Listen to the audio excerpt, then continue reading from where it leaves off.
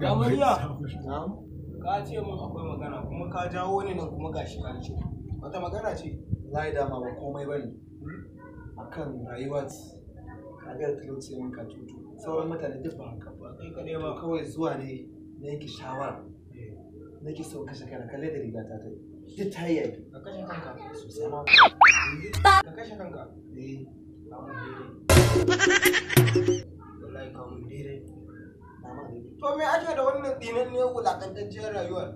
Ai ka kashe kanka shine sauki. Kada na zo ka ban shawara kuma sai ka ce in kashe kaina. Ai shawarar kenan ka kashe kanka.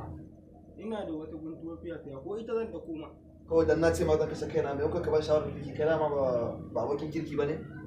To ba kai ka ce za ka kashe kanka ba? Idan aka ce za ka sha giya, to ka sha ta dubu. Ba abin da na mallaka ba dan ka ce za ka ci gado.